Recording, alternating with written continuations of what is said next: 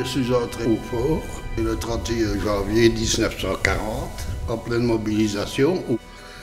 J'avais seulement 19 ans.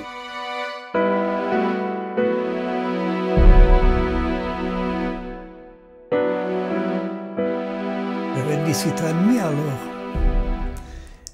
Alors, je devais faire 17 mois de service. Et alors, j'avais fini mes 17 mois, c'était la mobilisation. Comme j'étais dans les plus jeunes, enfin, il y avait encore la classe 40, donc moi j'étais la classe 38. Alors j'ai dû rester au fort, donc j'étais mobilisé. Alors le 10 mai, la guerre est venue, alors j'ai dû aller. Je suis resté dans le fort, enfin. Le fort s'est rendu le 21 mai. Ça, il y avait jusqu'à 50 et 60 avions au-dessus du fort qui tournaient continuellement, avec des bombes, jusqu'à des bombes de 1000 kilos. Et ils sont venus lancer ça. On est sortis. Et là, il y avait les Allemands qui avaient déjà fêté la victoire. Il y avait une table là dans le pré, à côté. Il y avait des bouteilles renversées avec une nappe. Et puis les Allemands qui se faufilaient un peu partout. Et à un moment donné, il est venu l'ordre de se rassembler.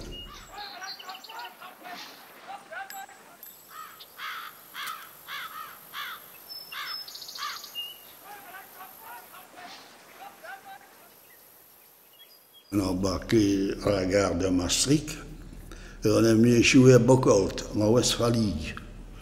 Là, il y avait foule là, pour nous voir défiler et il y en a même qui nous crachaient à la figure. Et on nous a embarqués 40, 50, parfois 60 hommes dans des wagons à bestiaux. Et on a commencé à rouler. Et on se demandait où va-t-on?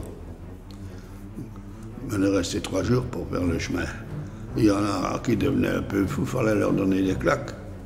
Parce qu'on ne savait pas se remuer. Et puis, justement, qu'on avait un petit peu vu avant Berlin, parce qu'on avait un petit trou comme ça pour regarder, hein, qu'on a vu qu'on était en Allemagne, d'après la situation du soleil et puis les gares. Nous avons traversé le couloir de Danzig. Nous sommes arrivés à Königsberg. À Königsberg, c'était déjà loin quand on a vu Königsberg. Alors, de Königsberg, nous sommes partis sur Stablach. C'était le nom du patelin. Mais je n'ai jamais vu aucune maison, je n'avais jamais vu que des baraquements, des tentes. Et de là, nous étions au Stalag 1A.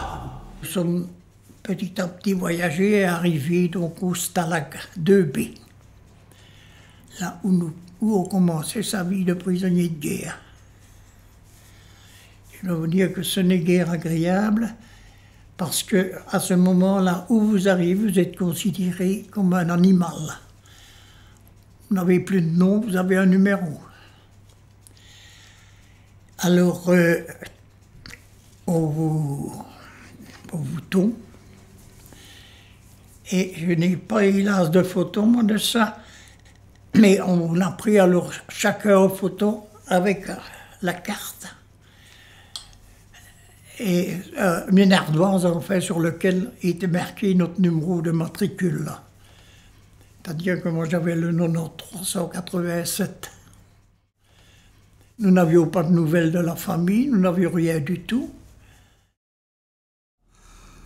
Nous avons dormi pendant 2-3 jours dans des tentes de 300 hommes. Comme ça, sur des pavés de guinguettes, là, ou bien sur un peu de paille. On passe d'abord à la fouille. On nous reprend tout le porte-monnaie et tout, on nous a pris notre argent, là, tout. Ceux qui avaient des bras à corps, et tout ça, ils les cachaient. Hein. Alors, nous sommes allés à la désinfection.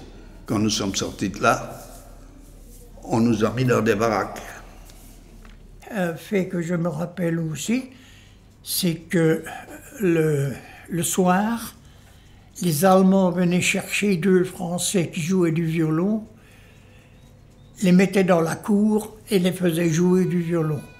à vous faire pleurer, parce que dans le noir, dans le stress où nous étions, eh bien, ces violons qui jouaient, donc c'était pénible à entendre.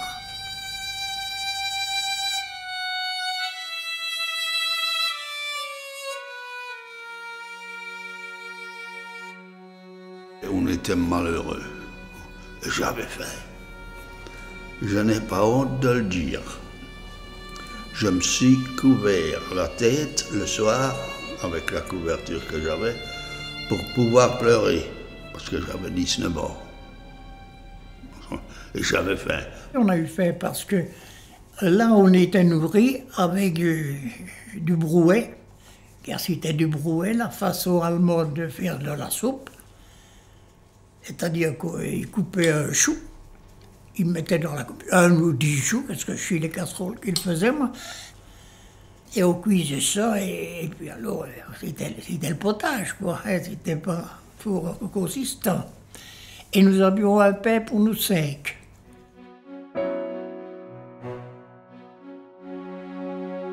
On était avec des civils allemands, mais encore bien de 75 ans. Ceux qui ne pouvaient pas aller à la guerre, on les mettait pour travailler. On les faisait encore travailler, donc en Allemagne, ils n'avaient pas de pitié. Et ça, c'était des Allemands. Et il y a même un fait que je me suis souvenu, parce que ce monsieur 75 ans, ressemblait assez bien à mon père. Et alors, il venait souvent me trouver pour me demander ce qui se passait en Belgique et compagnie. Et ce qui m'a été loin, là, c'est que ce vieux monsieur qui n'avait qu'une tartine, bien souvent, pour manger, m'a donné une demi.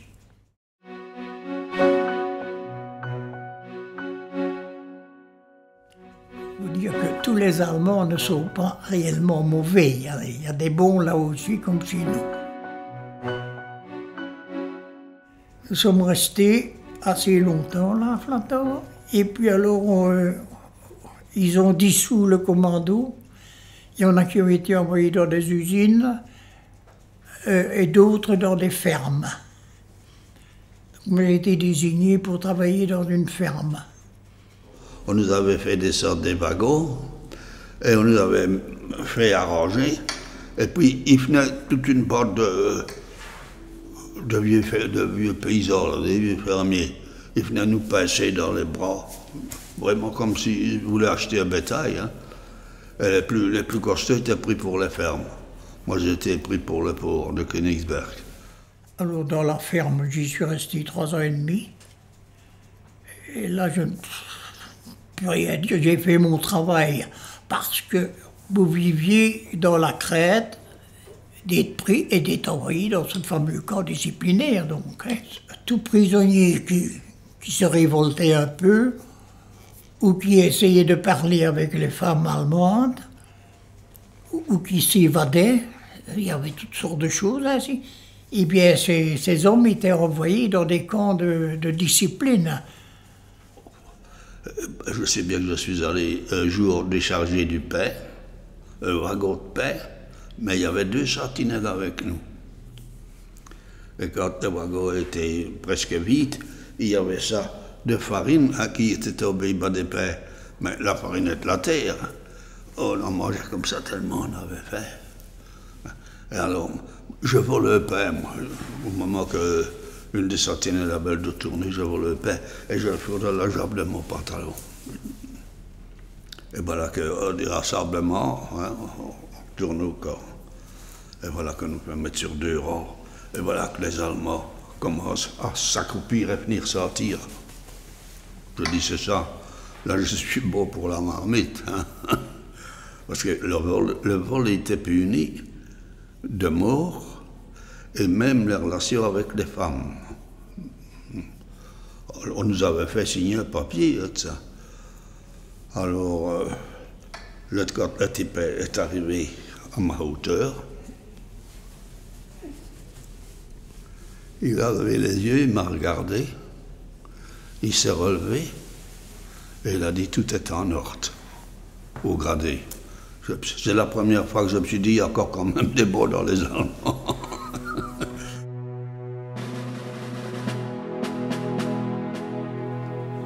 On ne revenait pas qu'on était libérés après 5 ans que j'étais en Allemagne. Là, On ne savait plus ce que c'était la liberté, on ne savait plus ce que c'était. On voyait déjà les Russes qui avançaient, les Allemands qui foutaient le camp. J'étais à la frontière lituanienne, alors j'ai dû partir où j'étais, donc j'ai dû évacuer. Alors j'ai évacué jusqu'en Poméranie. Et là j'ai été pris par les Russes. Les Russes nous ont fait partir de là. Et on a été jusque... J'ai fait combien de kilomètres, je ne saurais pas dire exactement. Des dizaines, pour ne pas dire des centaines de kilomètres à pied.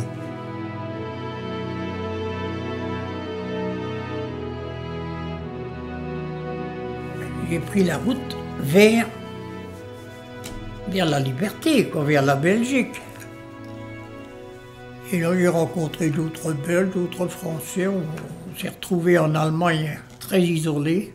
On a questionné et on a appris que les Anglais se trouvaient à 2 km, les Américains à 4 et les Russes à 8, je crois. Alors, comme c'était la liberté, on a choisi les Anglais qui étaient les plus près. 15 jours vraiment de famine. Mais je n'en voulais pas ni aux Américains ni à personne, pour la bonne raison que le peu qu'ils avaient, le ravitaillement ne suivant pas leur rapidité pour envahir l'Allemagne, je ne leur en voulais pas parce que le peu qu'ils avaient, en trop, car il fallait nourrir les soldats, ils les donnaient aux prisonniers politiques. Il y avait toute une colonne de prisonniers politiques et nous nous estimions heureux d'être comme nous étions quand on voyait ces malheureux défiler. Donc,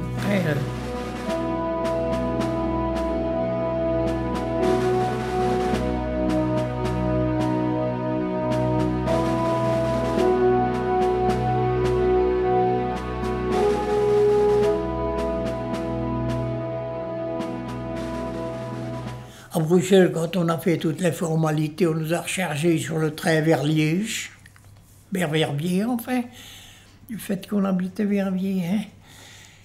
Et là, je me rappelle une épisode qui m'est restée vraiment dans l'esprit.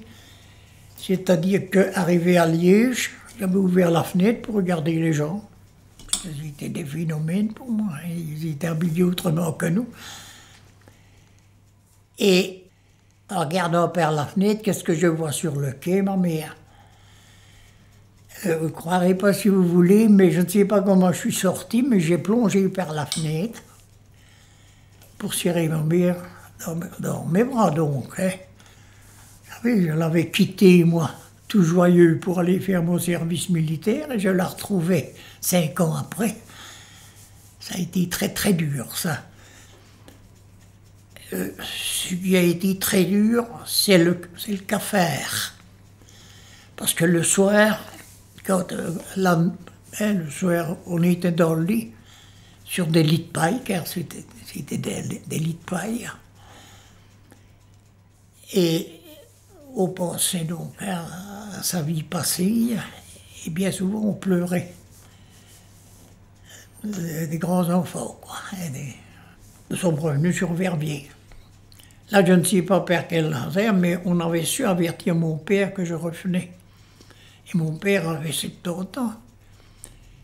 Et il a couru du centre de la ville jusque la gare de Verviers. Quand il est arrivé, il ne savait même pas me dire bonjour. Tellement il ne savait plus respirer, quoi. Et la guerre a duré 2 jours, 2 nuits. Parce que mes parents avaient prévu du Genève en conséquence. Ça a été la fiesta, donc, hein, le retour du jeune, quoi. Hein, mais qui revenait à 25 ans, alors qu'il avait quitté à 19.